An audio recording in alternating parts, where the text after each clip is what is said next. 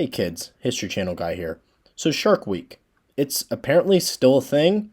In 1988, Shark Week was introduced as a conservation effort to help get rid of misconceptions about sharks. Thanks a lot, Jaws.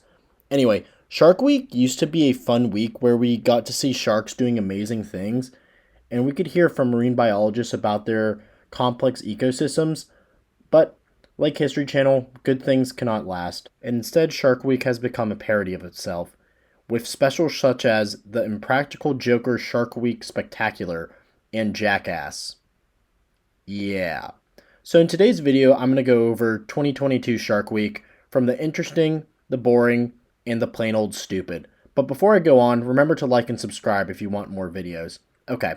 To kick things off, I'm going to talk about a Bahamas tourism ad. Oh, I'm sorry, I mean a Shark Week special. The tourism ad is called Pig vs. Shark, and trust me, it gets dumber as we go along.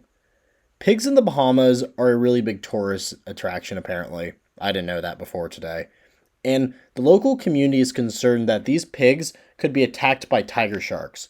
Despite a researcher literally saying that they have no evidence that a pig has ever been attacked by a tiger shark, the researchers try to prove that sharks could be eating the pigs.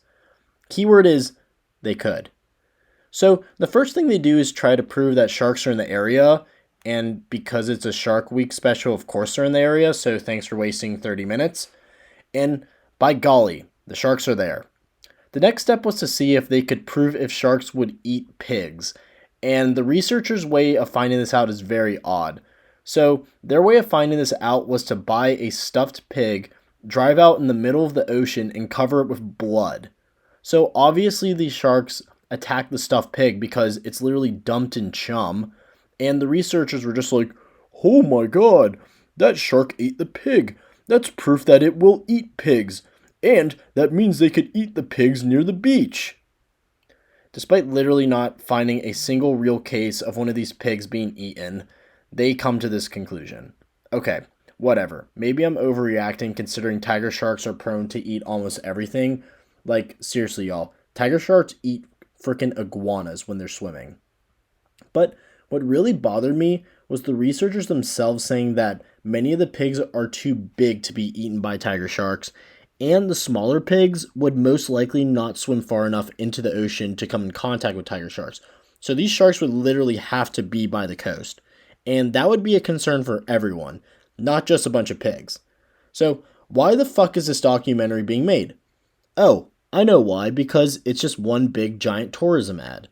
While our scientists are doing shitty experiments and just playing around with discovery money, which honestly I respect, the camera crew basically just hangs out in the Bahamas and takes videos of people feeding the pigs. Must be a pretty good gig. I'm stuck in my room doing YouTube videos for no money, and they're doing that. That's cool. This would be fine if the show was the length of a Family Guy episode, but no. This thing was 42 minutes with commercials, which made it an hour. Seriously, I think I lost more brain cells from Pig vs. Shark than I do watching Ancient Aliens, and that's saying something. I really wish I could talk more about this thing, but truly, I don't know what else to say. Pig vs. Shark was just watching 42 minutes of doing nothing. It's like those Whale Wars shows, where just nothing happens for about an hour. Either way, the show was stupid, and honestly, it doesn't deserve a time slot on Shark Week, but it's harmless, and if it improves the Bahamas tourism industry, good for it. 1 out of 10. So the next show I'll be talking about is the Impractical Joker Shark Week Spectacular, which, in my opinion, was the most disappointing show of Shark Week for me. Impractical Jokers has a really simple concept that they just can't get right anymore. They're supposed to just go out to random locations and basically do what the other guys tell them. If they don't do it, then they get a thumbs down, and whoever has the most thumbs down at the end of the episode gets a punishment. Simple concept. Pretty fun, pretty funny, and it used to be one of my favorite shows. But as the Jokers have gotten more popular, their quality has gotten worse and worse. And the Shark Week Spectacular is a clear example of that. Literally, the whole episode is scripted, and I swear it was written by 10-year-olds. For instance, one of the jokes was literally Sal, or maybe it was Murr, I forget which one. He asks a scientist if sharks are man-eaters, and Q answers, no, they aren't Hall & Oates. Like, wow, good joke, Q. I'm sure like 2% of the audience got that one, or laughed at that one, but it only gets worse from here. Sal is scared of sharks because, of course, he is. Like, he's literally scared of cats in the actual show. So they make this his character trait throughout the episode. In his first comedy sketch, Sal is literally talking to kids about sharks, and a little girl tells him that a shark once eated a man's leg off. And then for the next 3 minutes, Sal keeps saying how he was scared that he didn't want to get his leg eated. You get it, guys? Because the young girl mispronounced eaten? Isn't that funny? Laugh, you fucking idiot. No, that's not funny. It's actually really cringy. So Murr ends up swimming with sharks, which is honestly pretty cool and probably the highlight of the episode. But he's also done that in a regular Impractical Jokers episode, so does it really matter? Simultaneously, though, Sal hangs out in a petting zoo with nursing sharks and acts like a freaking coward the whole time. Very scripted, too. It wasn't even genuine, like you've seen in some of his punishments. Whatever, Sal eventually dives in with sharks and he acts like a fool and he gets stung by jellyfish, which was, I guess, funny. So at this point in the special, it would seem that Sal was going to be the punching bag of the group and the rest of the Jokers were going to act normally like they would on the show because, like, that's the point of the show. But they act like complete characters of themselves. So Murr is completely treated like an idiot as he attempts to talk to dolphins. Yeah, the other guys didn't even tell him to do that. I get it if this was something the guys told him to do during a segment during the show, and it would probably be one of the cringier segments, but you have to have some sort of slapstick humor in there. But this was literally what he wanted to do. He wanted to try to talk to dolphins. Like, who writes this crap? It's terrible. Hugh also had a dumb character story as he tries to find the red devil shark of Staten Island, which is a play on the Jersey Devil. And I'm a weirdo, so I know that, but I'm sure only like 1% of the audience watching got that reference because it's like an urban legend only in the tri-state area. So Q pretends to find the devil shark, but he's looking at nothing, and the joke is his air's low, which it's clearly not. They would never let his air get low if he's underwater. Haha, very funny, Jokers. God, this show freaking sucks. Okay. What bothers me about this is the Jokers could have easily used their same formula for Shark Week. And honestly, it would probably be pretty good. Like, seriously, the only time they use the older Joker formula was when they make a fake advertisement for shark repellent. But it wasn't funny because you don't actually see the other guys telling them what to say. And older people during the segment recognize them as well. Imagine having them do stupid, ridiculous things while swimming with sharks. That would be absolutely insane if they had to listen to what the other guys told them when there was sharks. But nope, instead we got a bunch of not funny scripted nonsense. Like, seriously, Sal, one of the jokes he does is he brings 2 suitcases instead of 1. Because, you know, he's a diva. Ugh. It's not funny script. This is a nonsense show. I hate Impractical Jokers now. I miss Joe. -5 out of 10. After watching the Impractical Joker special, I decided I was going to watch Jaws vs. Kraken just to try to clear my mind, which honestly was fine. Like, seriously, I don't know what else to say about it. It was basically a ripoff of Deadliest Warrior. If you don't know what Deadliest Warrior is, they basically go back and put 2 warriors against each other in a battle royale. So that's basically what they did with Jaws vs. the Kraken.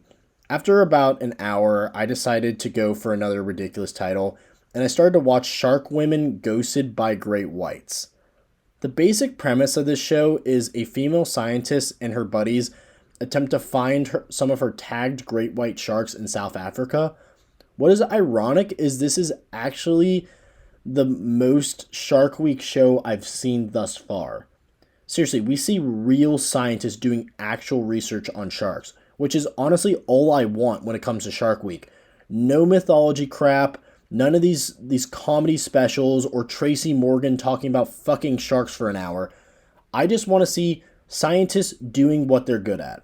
These women are really, really impressive too, and their credentials are much better than anything else we've seen so far. For instance, I learned that recently there's a research going around suggesting that great whites are starting to hunt in kelp forests because of climate change. And that's a really interesting fact, and frankly should be what Shark Week is all about. I would applaud Discovery for making a show like this, but then I remembered the title of the documentary is called Shark Women Ghosted by Great Whites. like the great whites are a Tinder date or something. To me, this title sounds like it's going to be a bachelor with sharks, or maybe these women use sharks to find dates. I don't know. Maybe I'm sexist, but this title is an absolute joke because this documentary has nothing to do with being ghosted. But at the same time, maybe the clickbaity title was to get people to watch because I certainly wouldn't have clicked on this if the show was called Women Searching for Great Whites or something boring like that. Either way, this was a real documentary and it was entertaining, so 6 out of 10, good job, Discovery. Well, that was a lot, and I swear to God, I spent my whole day watching a bunch of terrible Shark Week shows. I don't know, maybe Shark Week isn't made for people like me, and it's made for kids now, but I just found everything to be stupid and repetitive. But what do you think? Am I just an old grouch who has an idealized version of Shark Week being about conservation and documentaries? And maybe it's tailored towards children and people who honestly just want a little bit of entertainment. I get it that they need to get some viewers, but at what cost? They're doing some History Channel stuff.